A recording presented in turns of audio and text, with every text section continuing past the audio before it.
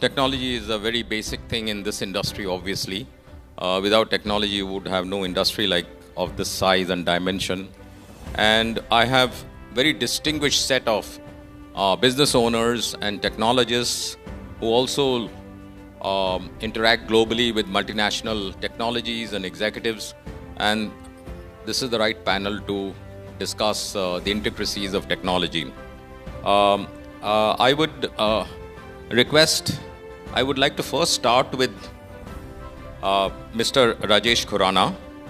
And as you know, in this technology, one of the key things is storage.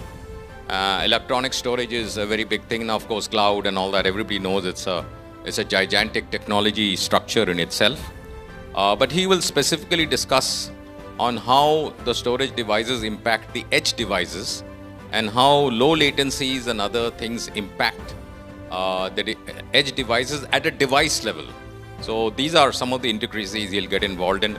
I don't want to, we have a shortage of time, so I'd like to directly hand over to Mr. Khurana. We can start the panel immediately. Yeah, thank you. What we have been talking so many months from now has been that, okay, the flash storage is going to boom, it's going to get into all those devices because 5G getting adopted very fast in India. The data says that around 50% adoption rate will be reached by December 2024 for the 5G. And in addition to that, everybody is talking about AI. The PCs are coming with AI.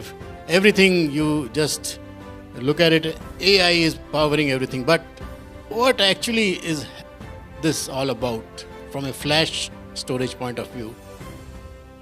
When you look at a content delivery network, which is typically we say CDN, at the edge of it, there is a device now. Now, these devices are getting humongously innovative, creative, and will be used in multi-facets like medical electronics, surveillance, your electric cars, your any autonomous things, you name it.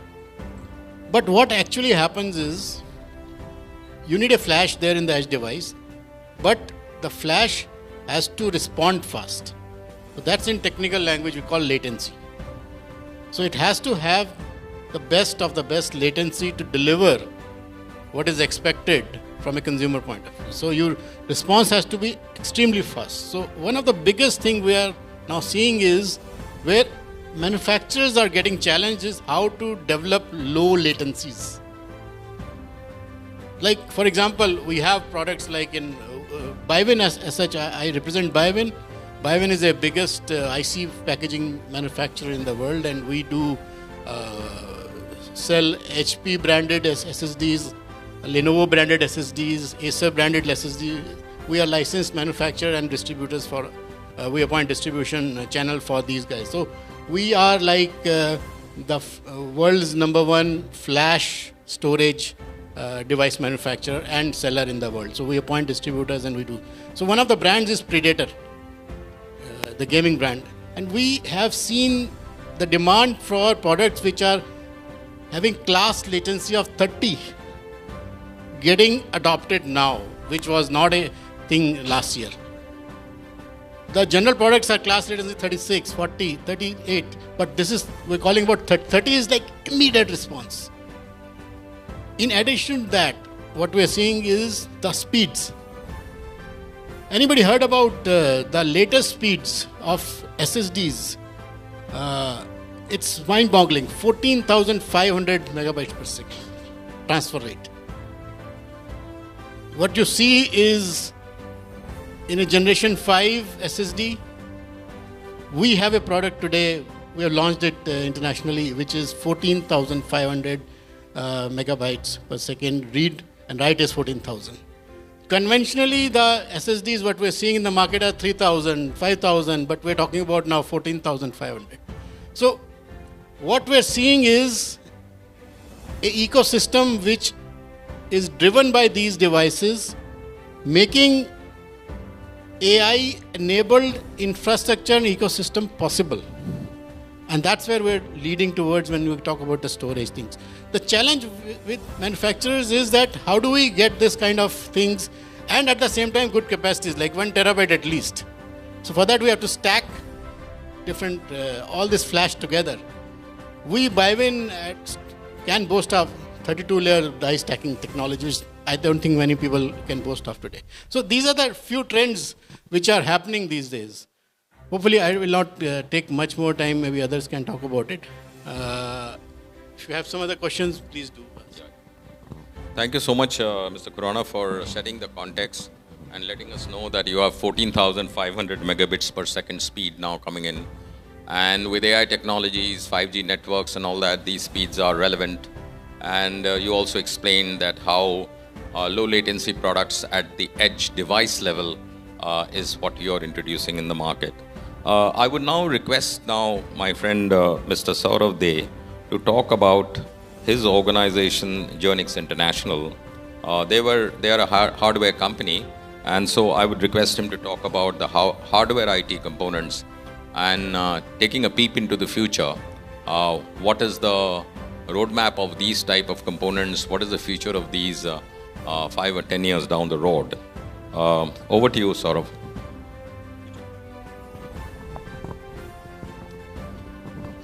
Just a quick word. Thank you very much, Team NCN. I'd like to thank and congratulate Swapanda once again. I come every year and I'd like to keep coming for many more years. And nice to see you again, Sukanta. Thank you. Actually, Sir has given a time frame of 5 to 10 years. So if you take 10 years, we live in very interesting times. As you can see, multiple technologies have now not only emerged, but they are now coalescing. They are creating a greater whole. The net effect is now coming into being. So AI, ML, cybersecurity, VR, blockchain, most of these multiple in the area, both hardware and software, you can now see a net effect which is better than its overall whole. I'd like to basically say, if you say 10 years down the line, unfortunately, I don't think artificial general intelligence, AGI, will be achieved in 10 years. It's just my personal opinion. We now have very narrow AI, ANI as they say, artificial narrow intelligence. It would take more than 10 years, it would say maybe 10, 15, 20 years for us to have a truly artificial general intelligence in the sort where a robot or a machine can be totally sentient, can make their own decisions, can steer the course, as they say. Right, so it's still error prone. It's still going to have. It's still a narrow, being. But that said, let me, as an hardware company, let me tell you about 3 possible innovations that will come very soon. We are one of the leaders in the space of storage technologies. So I think storage is going to really, blossom very much. We now have, of course, NVMe has revolutionized how we store currently. But in future, there's going to be new types of storage devices. Ceramic storage, if anybody knows, ceramic storage is something that may be happening very soon. You also have shingled magnetic drives. This can store petabytes of data. But my personal favorite is DNA.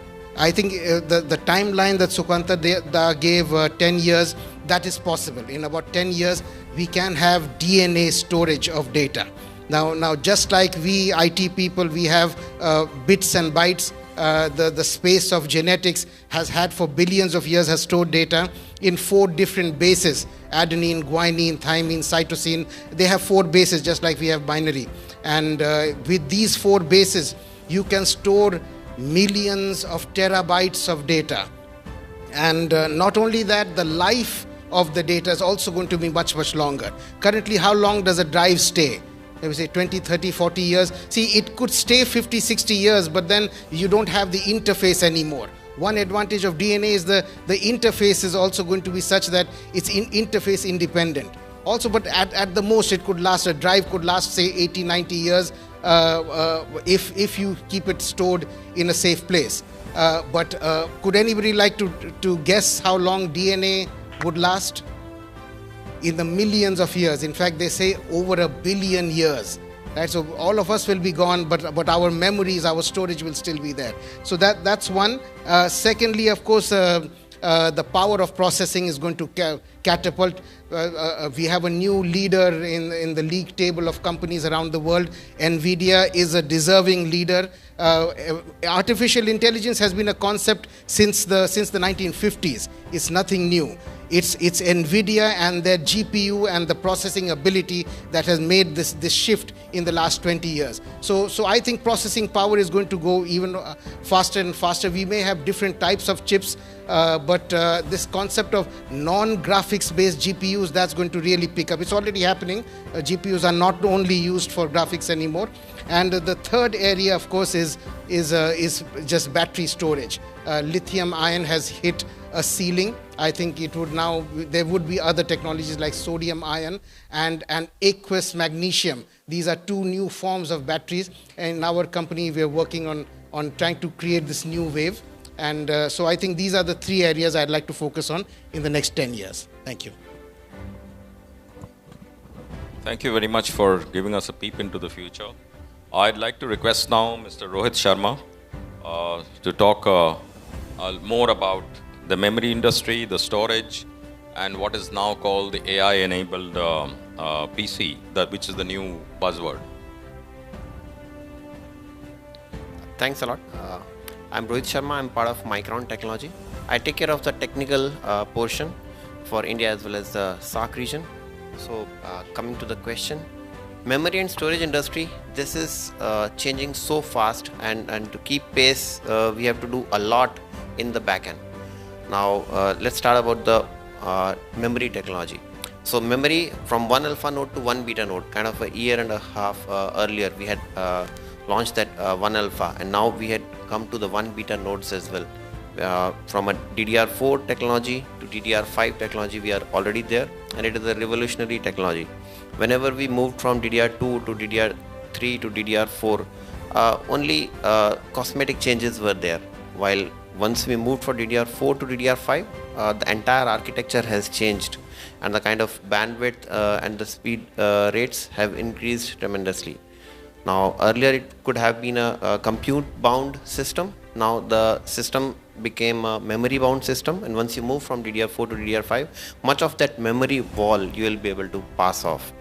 This is happening at both the client level, laptop, desktop, workstations, and even at the server level as well. Therein also the kind of newer processor that are coming, they are giving you 96, 128 kind of cores, and to give bandwidth to those kind of cores, you need DDR5 kind of memory. That is a big change that is happening, and a must for a next generation kind of infrastructure.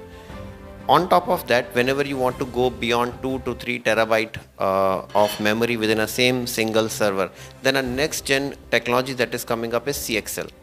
With CXL behind a PCIe lane, now you'll be able to attach what could look like an SSD, but actually would be the DRAM components built into an SSD form factor, E3.S 2T.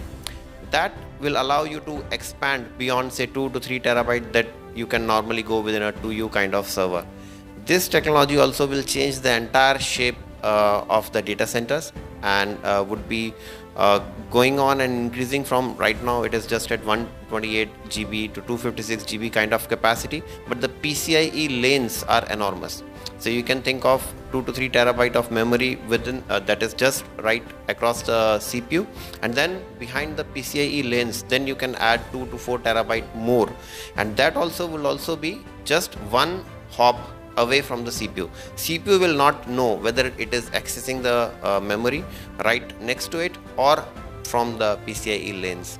It is just a local hop to a remote hop. That is the only NUMA hop difference that will happen, and that will also change the entire industry, the way we look at memory and the way tiering has to happen from a memory standpoint perspective. Now coming on to the storage side. Gen 4 NVMe SSD Rajesh talked already about it, has already moved on to Gen 5 NVMe SSDs and kind of 14 plus gigabytes per second. So theoretical limit also we are almost about to reach out there. That all is happening because at the NAND level, once we moved from 176 layer 3D NAND to 232 layer 3D NAND, again all the advantages right from capacity, bandwidth to power efficiency all were accruing at the NAND level, and once we bring it to the SSDs, then it can do wonders for either gaming kind of use case and the newer age influencers kind of use case that is coming up. So in the same single PC, you will be able to multitask, you will be able to do a lot more things and play games as well, and still the power that you're requiring from an SSD drive, that you'll be able to get that. Coming on to the server side, there again the capacity standpoint is huge. Kind of 30 terabyte is already launched out there, and earlier customers has to choose between a TLC SSD or a QLC SSD. If you want very high capacity, the only option was QLC SSD, and then to bring the TCO down, you had to move to a QLC SSD, while the endurance was not there, the performance was not there, and then you have to choose one or the other parameter. Now to bring best of the both world, we have launched Micron 6500. That actually bridges both the gap. It is a TLC SSD, it goes up to 30 terabyte capacity, but being at 232 layer 3D NAND, most of the other industry players, they are still at 176 or lower number of 3D NAND layers, which is why from a TCO perspective we can be at the same level with a TLC NAND product only. So you get the performance, you get the endurance, and you get the TCO of a QLC kind of drive. That is happening at the server level as well. This will also change the industry, and this has been taken up by most of the hyperscalers. Even cloud service providers in India have also embraced these kind of technology, and this will pave the future for the next generation systems. Yeah, thank you. Thank you so much, Mr. Sharma. I think we got a very good idea about the future of storage and how the high layered LANs will incorporate these into the system. I would now like to request Mr. Vishal Prakash Shah to talk about a topic which is slightly different from, though involved in technology. As you know, a lot of technology is now being developed by medium and small enterprises, and they are growing a lot, particularly in this sector. And he also informed me earlier in the day that the overall investment of the small and medium enterprises in this sector really is very high and exceeds some of the mid and large size companies as well. And in this there is two important aspects. One is this is a technology driven industry, so compliance is very important. A lot of small and medium enterprises may not understand the value of compliances, may not know how to do the compliances, though it can be very simple. So I'd like him to throw a light on this, because this is an important business aspect in the entire ecosystem. Over to you, Mr. Shah. Thank you, Mr. Day. Thank you for having me here. So good afternoon all. Yeah, so basically since we are discussing this entire transition of ICT in next 5 to 10 years, I am foreseeing that this kind of transition is going to be market driven. In last 2 years, if you see the data, collectively the MSMEs, they have invested whatever in ICT has already exceeded the investment by government as well as investment by large enterprises. So now it is a market to reckon very seriously, and that is going to drive how the design thinking of the tech companies will work.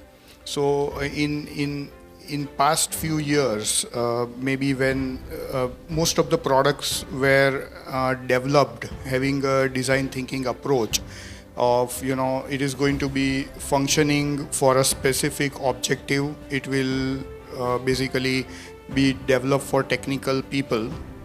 Now that entire design thinking has to change, because these MSMEs are not technically sound people. Even technical or IT people are not on their side. IT talent does not aspire to work with MSMEs. So the role of the system integrators, the entire IT channel or IT partners or system integrators ecosystems will be more desired by this particular market. At the same time, what solutions are sold to enterprise segment may not be sold to MSME segment because of complexity, affordability, and many other reasons. So what I foresee is in next 3 to 5 years, we are going to see plug and play compliance devices, which will take care of everything. It will take care of insider threat mitigation, any external threats, even storage, encryption, data loss prevention, data leakage prevention. And that will be an enormous opportunity for entire IT community to basically serve the MSME on a very consultative basis. So that is one thing. And why it is going to happen? Why compliance? Because now most of the enterprises, first let us understand, every MSME is either supplier to a large enterprise or an exporter or a owner of a product, So now when they are going to government for empanelment, or they are going to some large enterprise for empanelment as a supplier, now they are given an assignment that, okay, you have to get compliant with all your cyber security, IT and everything. And only if you comply, you successfully get through that particular audit, then only we can empanel you. So that is where this particular sensitivity towards IT compliance, data protection is rapidly catching the attention of the MSMEs, and now they are ready to invest. Another thing I am seeing is the last mile deployment of IoT devices. Basically, there are a lot of startups who are software companies who develop preventive maintenance in industry, preventive maintenance IoT devices, which are either placed on the rotary devices of a factory or a temperature device of the factory, and then through the edge computing, that data goes to the data center. They use AI and ML to indicate whether there is going to be any problem or not. So it is a very innovative way of preventive maintenance and predictive maintenance. So there, the deployment of that particular sensor product, on the last mile is going to be a huge opportunity for entire ICT industry, especially the players, service-oriented players in the IC industry.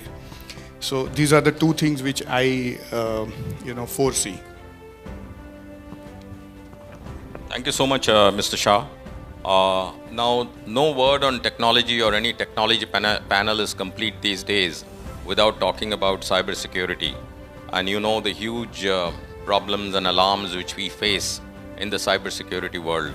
And this is nothing new even for business enterprises.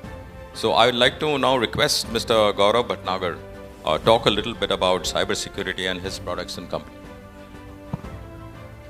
Hey, thank you so much. Thank you so much, Sukanta, for giving this opportunity.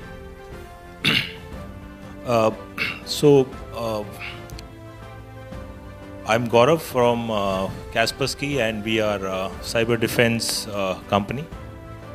So if I take you through, last 20 years of IT industry, and when we all of, I think, started our career with the IT industry. So initially, those days, people talks about antiviruses and stuff, and then it is again their choice whether to have the security in their PC environment or not. Gradually, 4 or 5 years down the line, we see, that antiviruses has been a compulsion because of the Trojans and, the malware infections we are facing in our IT environment. Gradually, the industry has moved and shaping up. Industry gets, we see the era of EDR. So people talks about endpoint security, scaled up themselves from antivirus to EDR. Nowadays, people talks about XDR. XDR is the latest trend. Everyone is talking about what XDR is all about. And we see across the globe, most of the organizations are threatened by threat vectors who are sitting across the globe and targeting the large enterprise company. And now we are talking about threat intelligence as a motion. We talk about red teaming as a motion.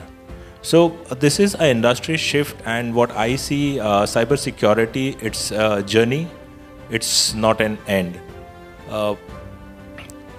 This is a security standpoint. When you talk about from the orientation or maybe a compliances portion, if you see, Reserve Bank of India has, it's a mandate has been given to all the centralized and public sector bank to have compromise assessment as a mandate, to have red teaming as a mandate. So this has become a compulsion for all the enterprise companies.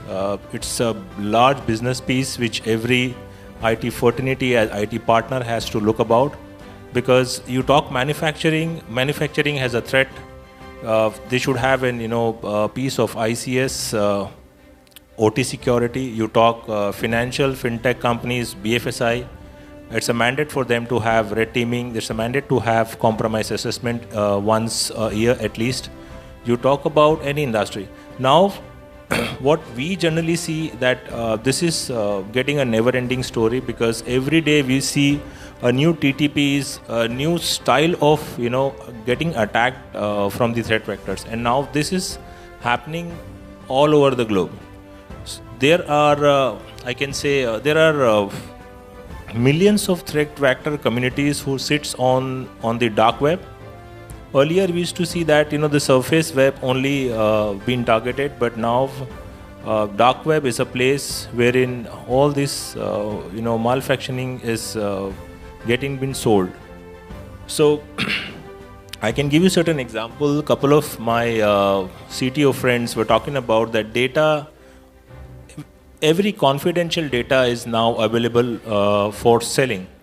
You talk them any information about any confidential information, they are ready to sell. Which means our entire which means my personal data, your organization data, multinationals organization data, all data are available to sell. So the only way is to handle these kind of malfunctions, having a compromise assessment on at least a yearly basis, to have red teaming activities.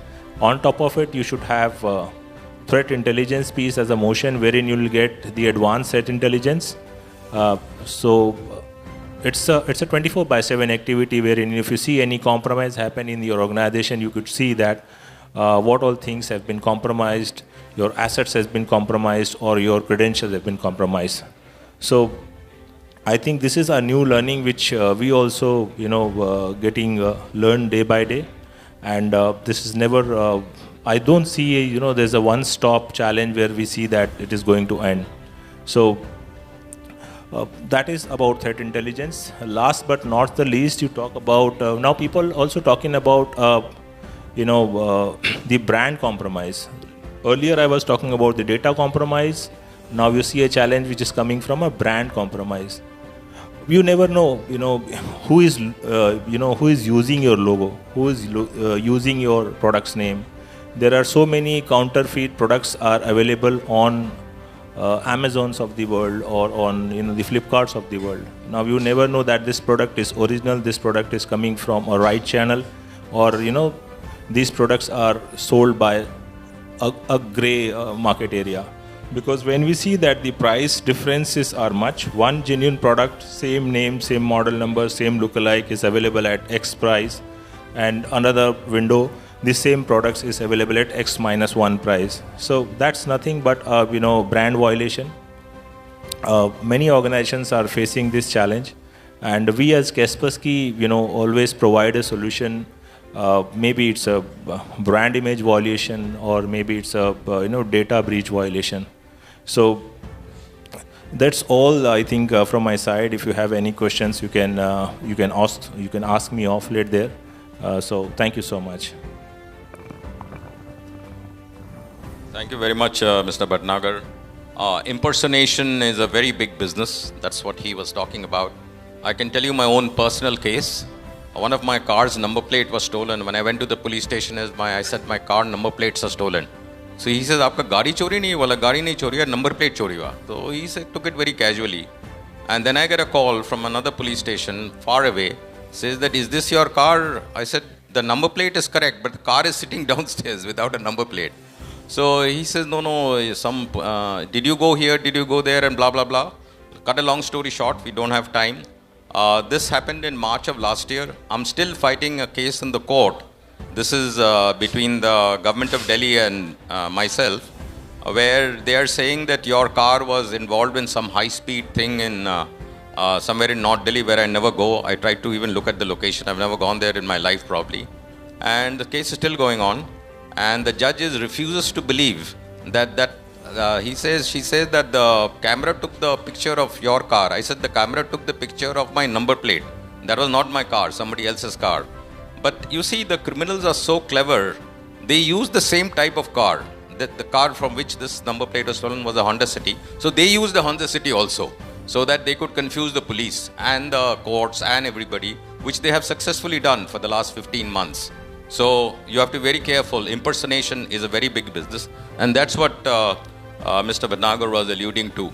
Now I would request Mr. Satish Arora talk a little bit about the Microsoft AI, the enhanced productivity, their multimodal product called Copilot, the advanced threat detection possibilities, and the proactive risk mitigation, which are very important, essential elements of technology. Thank you. So I must tell that the era of generative AI is here, and you must engage with the AI. You must identify one technology and convert all your company's intelligence into the AI. You must convert your experience and the data of your companies into a AI and use in a better way. Our partnership with Microsoft is just to ease these, the complex technology, to make that simplify to all of you. And the Copilot and the Microsoft Defender, the two technologies which we are going to focus more for a few years from now. So you must utilize that. That's all. Thank you so much. So we'll have a quick second round. If anybody is interested in any specific points you may discuss. May I request Mr. Saurav to talk about how you integrate all these new technologies in the partner network? That would be of interest to, especially partner organizations are here.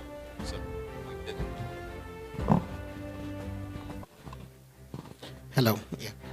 Yes, Sukanta, that's a very relevant question, because just growing technology is not enough. I think most of us here, we are a partner-driven organization, and we pass on information to our network of dealers, distributors, system integrators, wholesalers, etc. So it's very important. Training is probably the most important than it's ever been. So we have to innovate in the area of training as well. In my company, Geonix, we have a policy of doing dealer conventions once every month. And I'm just back from Bombay, actually, where we have had 2 dealer conventions back to back in Andheri and in Vashi.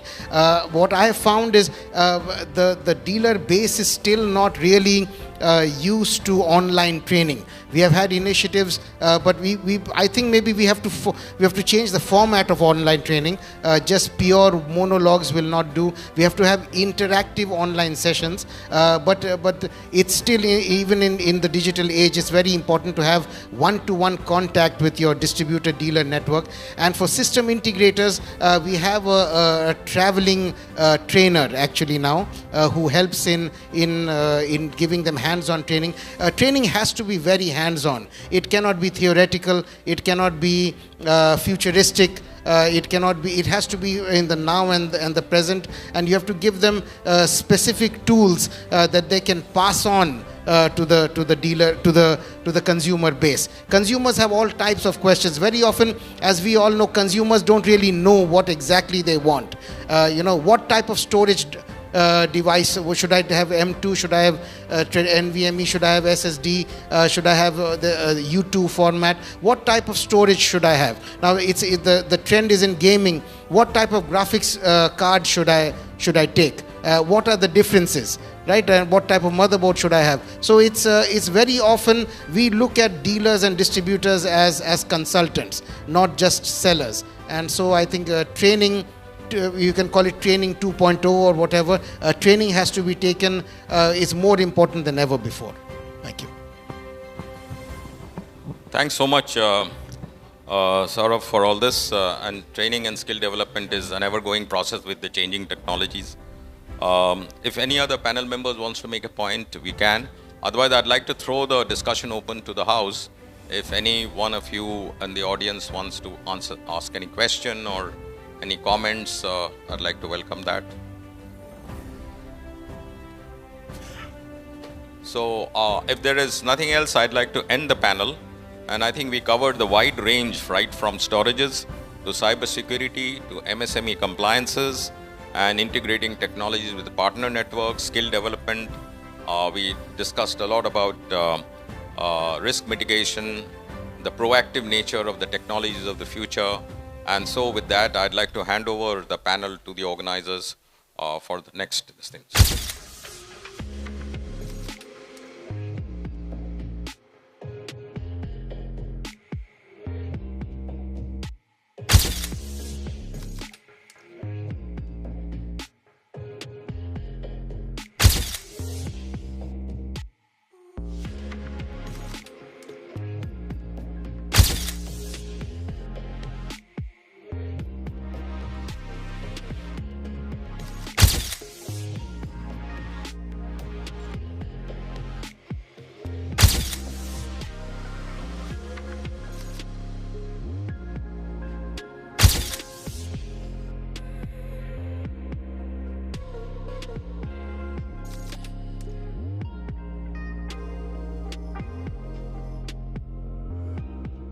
For more information, please visit www.ncnonline.net.